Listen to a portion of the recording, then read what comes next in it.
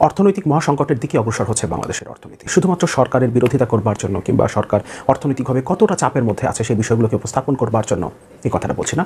সত্যিকার অর্থেই দেশের অর্থনীতি এক চরম বিপর্যয়ের দিকে অগ্রসর হচ্ছে, একটা মহা বিপর্যয় আমাদের সামনে। এবং যে সূচকগুলো থেকে আমরা এটা বুঝতে পারি, দেশের যে পরিস্থিতিগুলোকে মূল্যায়ন করে আমরা বুঝতে পারছি এই মুহূর্তে দেশের অর্থনৈতিক সংকটটা কোন পর্যায়ে আছে এবং আমরা কোন দিকে অগ্রসর হচ্ছি, সেই বিষয়গুলো নিয়ে খুবই সংক্ষেপে আজকের ভিডিওতে কথা বলবার চেষ্টা করব। গত দুদিন ধরে একটা বিষয় নিয়ে কিন্তু আলোচনা হচ্ছিল, সেটা হলো চীন সফর থেকে আমরা আসলে কি পেলাম। আশা করেছিলাম অনেক কিছুই, কিন্তু পেলামটা কি? কোটা থাকবে না, ইদার শেখ পরিবার হাতিলা থাকবে, না হয় বাংলাদেশের 20 কোটি মানুষ থাকবে, কোটা থাকতে পারবে না। প্রিয় দর্শক বন্ধুরা, আসসালামু আলাইকুম। নতুন একটি ভিডিওতে আপনাদের জানাই স্বাগতম। আজকের এই ভিডিওতে আপনারা দেখতে পারবেন চীন সফর কাল হলো প্রধানমন্ত্রী শেখ হাসিনার। সেই সাথে নতুন সেনাপ্রধানকে দেশ চালাতে হুঁশিয়ারি দিয়েছে যুক্তরাষ্ট্র। এই বিষয়গুলো আপনারা বিস্তারিত এবং প্রমাণের মাধ্যমে আজকের এই ভিডিওতে দেখতে পারবেন।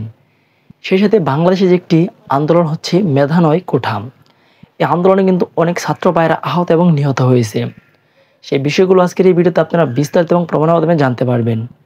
সেই সাথে যে ভিডিওর অংশ বেশি দেখে এই ভিডিওগুলো শুরু করেছিলাম, সেই ভিডিওগুলো আপনারা বিস্তারিত মাধ্যমে একের পর এক দেখতে পারবেন। প্রিয় দর্শক বন্ধুরা, বেশি কথা বলবো না। যারা এই চ্যানেলে নতুন দর্শক তারা অবশ্যই চ্যানেল সাবস্ক্রাইব করে পাশে থাকা বেল আইকনটি বাজিয়ে রাখুন। এই ভিডিওটিকে লাইক দিয়ে চলুন আমরা ধারাবাহিকভাবে সেই বিস্তারিত ভিডিওগুলো একের পর এক দেখে আসি। সংকটের দিকে অগ্রসর হচ্ছে বাংলাদেশের অর্থনীতি। শুধুমাত্র সরকারের বিরোধিতা করবার জন্য কিংবা সরকার অর্থনৈতিকভাবে কতটা চাপের মধ্যে আছে সেই বিষয়গুলোকে উপস্থাপন করবার জন্য এই কথাটা বলছি না। সত্যিকার অর্থেই দেশের অর্থনীতি এক চরম বিপর্যয়ের দিকে অগ্রসর হচ্ছে, একটা মহা বিপর্যয় আমাদের সামনে। এবং যে সূচকগুলো থেকে আমরা এটা বুঝতে পারি, দেশের যে পরিস্থিতিগুলোকে মূল্যায়ন করে আমরা বুঝতে পারছি এই মুহূর্তে দেশের অর্থনৈতিক সংকটটা কোন পর্যায়ে আছে এবং আমরা কোন দিকে অগ্রসর হচ্ছি, সেই বিষয়গুলো নিয়ে খুবই সংক্ষেপে আজকের ভিডিওতে কথা বলবার চেষ্টা করব। তবে এই বিষয়গুলো নিয়ে প্রত্যেকটা বিষয় নিয়ে আলাদা আলাদাভাবে কথা বলা দরকার এবং আমাদের বিষয়গুলো জানা থাকা দরকার। আমাদের বর্তমানে অর্থনৈতিক পরিস্থিতিটা কী এবং আমরা কোন দিকে ধাবিত হচ্ছি। শ্রীলঙ্কার যে পরিস্থিতিটার সাথে অনেক সময় তুলনা করা হয়। কিছুদিন আগে সরকারি দলের সাধারণ সম্পাদক বলেছিলেন আমাদের সতর্ক থাকতে হবে, শ্রীলঙ্কার মতো ভুল যেন না হয়।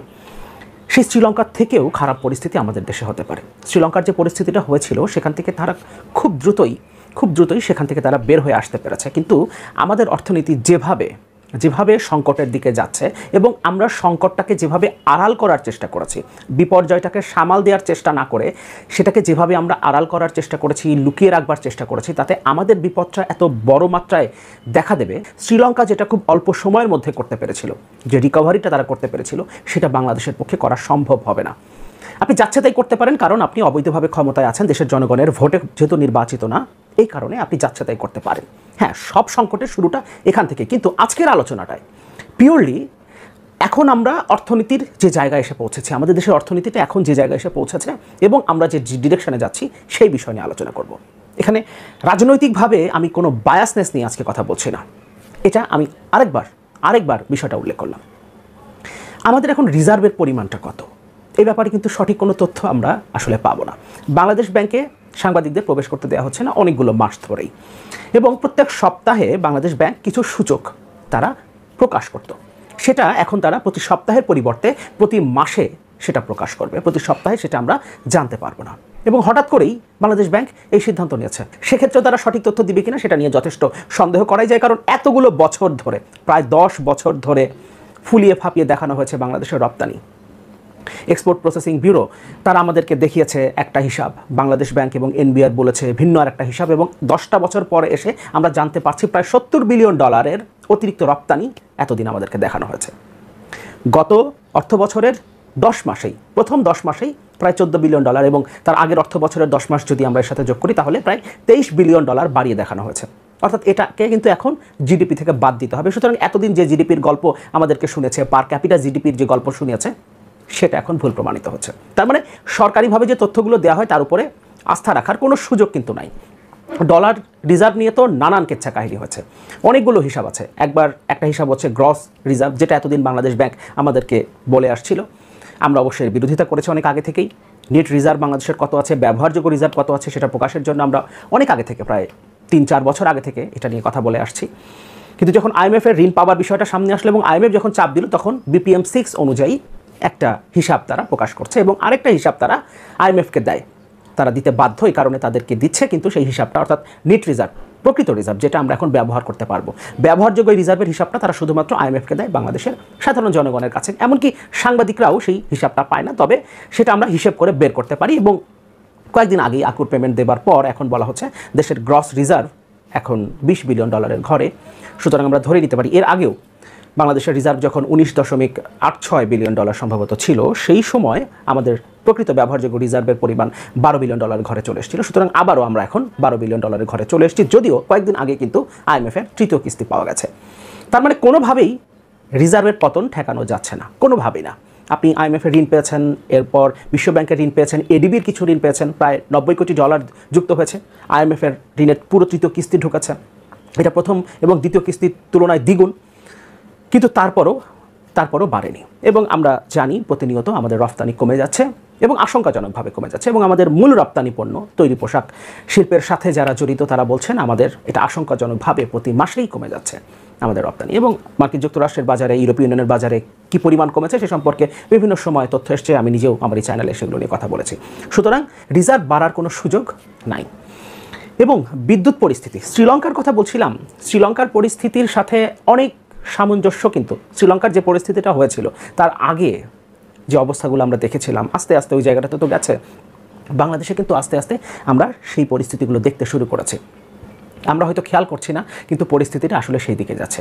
আমরা কি গত 15-20 দিন ধরে কিংবা প্রায় মাসখানেক ধরেই আমরা খেয়াল করেছি সিএনজি স্টেশনগুলোতে, গাড়িতে যেখানে সিএনজি দেওয়া হয় সেখানে কত বড় লাইন, এবং আপনি প্রায় 2 ঘন্টা 3 ঘন্টা 5 ঘন্টা পর্যন্ত লাইনে দাঁড়িয়ে থেকে তারপর মাত্র 200 টাকার বা 150 টাকার সিএনজি পাচ্ছেন। এরকম অভিজ্ঞতা অনেকেরই, প্রায় সবার ইনফ্যাক্ট।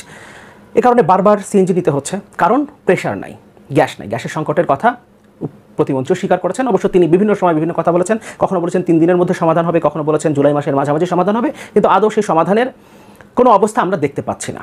কারণ আমদানি করা হচ্ছে না, এলএনজি আমদানি করা যাচ্ছে না, কারণ যেহেতু রিজার্ভ নাই, ডলার নাই। ডলার বাঁচানোর জন্য অনেক চেষ্টা চলছে, এবং যেহেতু আমাদের অনেক বেশি বকেয়া পড়ে গেছে, এই কারণে আমরা যতটুকু পরিশোধ করছি সেটা বকেয়াতে যাচ্ছে। নতুন করে আবার এলসি করতে হবে, এবং সেই এলসি করে আমাদেরকে যে আমদানি করতে হবে সেটা এখন সরকারের পক্ষে সেভাবে আর করাটা সম্ভব হচ্ছে না। এবং আমাদের এখন ঘাটতির অবস্থাটা একটু দেখি। শেয়ারবিজের একটা রিপোর্ট এখানে হেডলাইন করেছে তারা, গ্যাস সংকটে জ্বলছে না চুলা, ঘন ঘন লোডশেডিং। দৈনিক 380 কোটি ঘনফুট চাহিদার বিপরীতে গ্যাস দেওয়া হচ্ছে 220 থেকে 225 কোটি ঘনফুট। গতকাল গ্যাস সংকটে 25টি গ্যাস ভিত্তিক বিদ্যুৎ কেন্দ্রের পুরোপুরি বা আংশিক বন্ধ ছিল। এই সময় গ্যাস ভিত্তিক বিদ্যুৎ কেন্দ্রগুলোয় 3984 মেগাওয়াট সক্ষমতা বসেছিল, প্রায় 4000 মেগাওয়াট সক্ষমতা বসেছিল, কারণ গ্যাস নাই। তাহলে এই যে আমরা বলি আমাদের বিদ্যুৎ উৎপাদনের সক্ষমতা এত হয়েছে, প্রায় 26,000 মেগাওয়াট ছাড়িয়ে গেছে, তাদের লাভ কি? আপনি যদি কাঁচামালই দিতে না পারেন তাহলে আপনার ফ্যাক্টরি বানায় তো কোনো লাভ নাই। আপনি কাঁচামাল দিতে না পারলে আপনার সেখানে প্রোডাকশন হবে না। অথচ আপনি যে ফ্যাক্টরি বানিয়ে বসে আছেন তার জন্য আমাদের মাথার উপরে যে ঋণ, সেই ঋণ এখন পরিশোধের চাপ আমাদের উপরে তৈরি হয়েছে। আপনি বিদ্যুৎ কেন্দ্র বানিয়েছেন, আপনি বিদ্যুৎ কেন্দ্রে গ্যাস দিতে পারছেন না, বিদ্যুৎ উৎপাদন হচ্ছে না। দুই দিক থেকেই দেশের জনগণের উপরে চাপ তৈরি হচ্ছে। শেষে বলছে সারা দেশে লোডশেডিং চরম আকার ধারণ করেছে, ঢাকাতেও সংকট দেখা দিয়েছে। কয়েকদিন থেকে নিশ্চয়ই আমরা সবাই এগুলোর ভুক্তভোগী, প্রত্যেকটা এলাকাতেই আমরা গ্যাসের চাপ তো নেই, সেটা তো আমরা মোটামুটি সবাই জানি। বিভিন্ন জায়গায় লোডশেডিং এবং কোথাও কোথাও ভোগান্তিটা চরমে উঠেছে।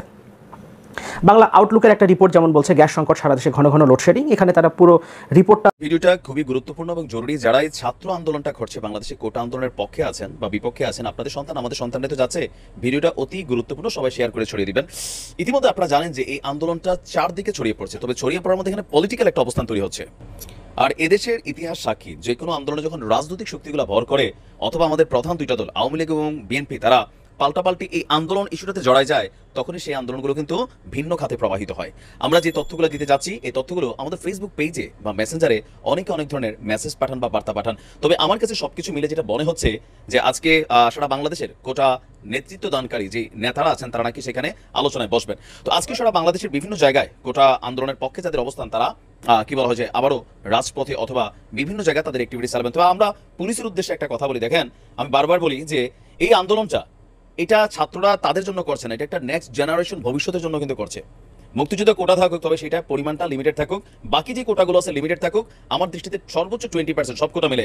এখন আপনারা যারা পুলিশের দায়িত্ব করছেন, আইন শৃঙ্খলা রক্ষা করাই আপনাদের দায়িত্ব, তবে একটু খেয়াল রাখবেন, আজকে আপনি হয়তো চাকরি করছেন, কালকে আপনার সন্তানের জন্য আপনি যে পড়াশোনা কইরা বা নানানভাবে টাকা পয়সা ইনকাম করে বাচ্চার ভবিষ্যৎ চিন্তা করতেছেন, এই বাচ্চাটার ভবিষ্যৎ তো এই দেশেই, তাই না? সো এই আন্দোলনটা সবার।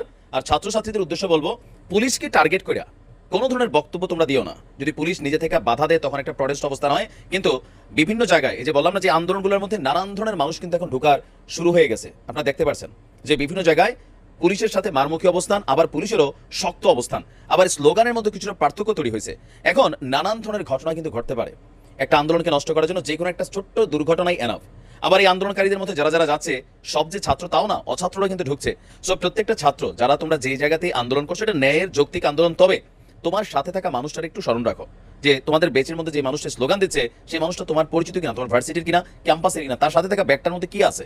কারণ নানান জায়গায় কিন্তু নানান ধরনের ষড়যন্ত্রের ছক হয়তোবা কষে গেছে, হয়তোবা যেমন বিএনপি এক ধরনের বক্তব্য দিচ্ছে, আওয়ামী লীগের একটা পাল্টা বক্তব্য দিচ্ছে, দুই দলই বলতেছে, কেউ বলতেছে মুক্তিযুদ্ধের কি বলে যে বিপক্ষের শক্তি এটার মধ্যে ভর করছে, আবার বিএনপির তারা বলতেছে যে সরকার স্বৈরশাসক ভূমিকা পুলিশটি দিয়া মাঠে নামাই দিছে। এখানে সামহাও যে কোনো কিছু ঘটতে পারে, দরকার হচ্ছে সুষ্ঠু একটা সমাধান। যেহেতু বিষয়টা এখন সরকারের দিকে আসছে, সো এটা নিয়ে প্রধানমন্ত্রী দৃষ্টি বরাবর তোমাদের অবস্থান থাকা উচিত। আর আন্দোলন করো, তবে সহিংস না। পুলিশকে টার্গেট, পুলিশের চাকরি হচ্ছে এই কাজটা করা। তবে ওই যে আমরা প্রথমে বলছি পুলিশ ভেতরে মাথায় রাখতে হবে এটা আপনার চাকরি। তবে আপনি একটা ছাত্রের গায়ে লাঠি উঠানোর আগে, একটা রাবার বুলেট ছোড়ার আগে, কাঁদানে গ্যাস ছোড়ার আগে এটা মনে রাখেন আপনার সন্তানের জন্য কিন্তু তারা আন্দোলন করছে। আর ছাত্রছাত্রীদের উদ্দেশ্যে বলি, তোমরা আন্দোলনের ভাষাতে প্রাঞ্জলতা থাকতে হবে। তোমরা পুলিশের বিপরীতে গিয়া কোনো ধরনের অ্যাক্টিভিটিস চালানো, হাত তুলে ফেলা অথবা ধরনের একটা গালাগালিমূলক অবস্থানে নেওয়া, তো এটা কিন্তু ঘটতেছে। গতকালকে থেকে বাতাসটা একটু কিন্তু নড়বড়ে। আর আমাদের পুলিশ কমিশনার যিনি ডিএমপি আছেন তিনিও কিন্তু খুব কড়া হুঁশিয়ারি দিয়েছেন। তবে আমরা ডিএমপি কমিশনার উদ্দেশ্য বলতে চাই, আন্দোলন ছাত্রদের যৌক্তিক অধিকার, ছাত্ররা আন্দোলন করবে, তবে সেই আন্দোলন যদি সহিংসতার রূপ না নেয় সেই ক্ষেত্রে পুলিশেরও উচিত না সেখানে বাধা প্রদান করা। ছাত্ররা ক্লাসে ফিরে যাবে নাকি যাবে না সেটা ছাত্র যারা নেতা আছে অথবা এই সেক্টরগুলো যারা দেখছেন এটা তারা বুঝাবে। তো আমার মনে হয় সর্বোপরি প্রধানমন্ত্রী একটু যদি বক্তব্য একটা দিয়ে দেয়, তিনি এই মুহূর্তে যত একটা জাতির জন্য ক্রান্তিকাল যাচ্ছে বিভিন্ন সেক্টরগুলোকে কেন্দ্র করে, তো সেই ক্ষেত্রে মাননীয় প্রধানমন্ত্রী দৃষ্টি আকর্ষণ করবো যে তিনি বিষয়টাকে একটা সুষ্ঠু সমাধানে আইনা একটা বক্তব্য দিবেন, যে বক্তব্যটা মুক্তিযোদ্ধাদের পক্ষেও যায়, ছাত্রদের পক্ষেও যায়। কারণ একটা রায় যখন এস্টাবলিশড হয়ে যায় সেটা কিন্তু একদিন দুই দিনের জন্য না, এটা একটা লম্বা সময়ের জন্য হয়। দেখেন সরকার কিন্তু কোটাবার প্রথার বিরুদ্ধে অবস্থান, তাই না? কিন্তু আদালত থেকে রায় আসতেছে কেমনে? তো সেই জায়গা থেকে যারা ছাত্র আছো আজকে থেকে যে যেখানে আন্দোলন করছো, সহিংস আন্দোলন করা যাবে না, পুলিশকে প্রতিপক্ষ বানানো যাবে না, রাজনৈতিক কোনো স্লোগান দেওয়া যাবে না, কারণ এগুলোতে আন্দোলনটা কিন্তু গতি হারাই ফেলবে। আবার তোমার পাশে থাকা ব্যক্তিটা সে কে, তার ব্যাগে কি আছে, তাকে চিনো কিনা, ক্যাম্পাসের কিনা, এগুলো কিন্তু নজর রাখতে হবে সব মিলে। আর পুলিশ ভাইদের উদ্দেশ্যে বলবো, তারা আমাদেরই সন্তান, আমাদেরই ভাই, আন্দোলনটা আপনাদের জন্য করছে, আপনি আপনার দায়িত্ব পালন করুন। তবে আপনিও কি বলে অতি উৎসাহী হইয়া লাঠিচার্জ, কাঁদানে গ্যাস, রাবার বুলেট এগুলো ব্যবহার করেন না। যে ন্যায় যেটা ন্যায় সেটা এস্টাবলিশ হবেই। ভালো থাকুন। বয়ান তৈরি করা নিয়ে আওয়ামী লীগের এক ধরনের সুনামের কথা আমরা দীর্ঘদিন থেকে শুনি। বলা হয় যে তাদের সোশ্যাল ক্যাপিটাল অনেক ভালো, তারা বিভিন্ন রকম বয়ান মাঠে ছাড়তে পারে। কিন্তু ইদানিং আওয়ামী লীগের বয়ান তৈরির অক্ষমতা দেখে আমার খুব করুণা হয়।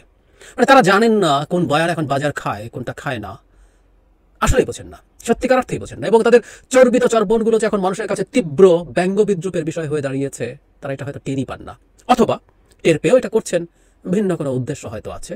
সেই জায়গা নিয়েই কথা বলতে চাই। আজ কথা বলতে চাইছি কোটা সংস্কার আন্দোলনে যে জিনিসটার অপেক্ষা আমরা করছিলাম সেটা হাজির হয়েছে। এটা সোশ্যাল মিডিয়াতে কেউ কেউ বলার চেষ্টা করছিলেন, সরকার পক্ষের কিছু তৃতীয় শ্রেণীর লাঠিয়াল আছেন, তারা এইসব কথাবার্তা আলাপ তুলছেনই। আজ দেখলাম আইনমন্ত্রী, আজ না গতকাল উনি বলেছেন, এই আলাপটা তুলেছেন, এবং সাথে সাথে আমার 18 সালে কোটা মুভমেন্টের একটা স্মৃতি মনে পড়ে গেল। আইনমন্ত্রী কি বলেছেন একটু পড়ি, তারপর পেছনে যাই, এবং কৌশলটা কি করতে চাইছে সরকার, কেন করতে চাইছে সেটা নিয়ে আলাপ করবো। আনিসুল হক বলছেন, যারা বাংলাদেশের স্বাধীনতায় বিরোধিতা করেছিল এবং যারা ষড়যন্ত্র করে বঙ্গবন্ধু শেখ মুজিবুর রহমানকে পরিবারের 17 জন সদস্য সহ হত্যা করেছিল, সেই প্রেতাত্মারা আজকে কোটা সংস্কারের নামে কিছুটা হলে ষড়যন্ত্রের মধ্যে লিপ্ত আছে, এটি অস্বীকার করতে পারবো না। শোনা মানে খুব শুনেছেন মনে হয় না? যাই করুন না কেন সরকার বিরোধিতা মানে অনেক ক্ষেত্রে দেখানো হবে রাষ্ট্রবিরোধিতা, এবং আপনার গায়ে এই ট্যাগ আসবে। কৌশল খুব পুরনো, খুব তৃতীয় শ্রেণীর কৌশল, অনেক পুরনো কৌশল, অনেক জায়গায় ইউজড হয়েছে। আসবো সেই জায়গায়। তার আগে 2018 সালে মতিয়া চৌধুরী সংসদে দাঁড়িয়ে বলেছিলেন, হেডলাইনটা এরকম, রাজাকারের বাচ্চাদের দেখে নেব। খুবই অ্যাগ্রেসিভ ঢঙে উনি বলেছেন। কি বলেছিলেন? পরিষ্কার বলতে চাই, মুক্তিযুদ্ধ চলছে, চলবে, রাজাকারের বাচ্চাদের আমরা দেখে নেব, তবে ছাত্রদের প্রতি আমাদের কোনো রাগ নেই, মতলববাদ জামায়াত শিবির তাদের এজেন্টদের বিরুদ্ধে সামান্য শৈথিল্য দেখানো হবে না।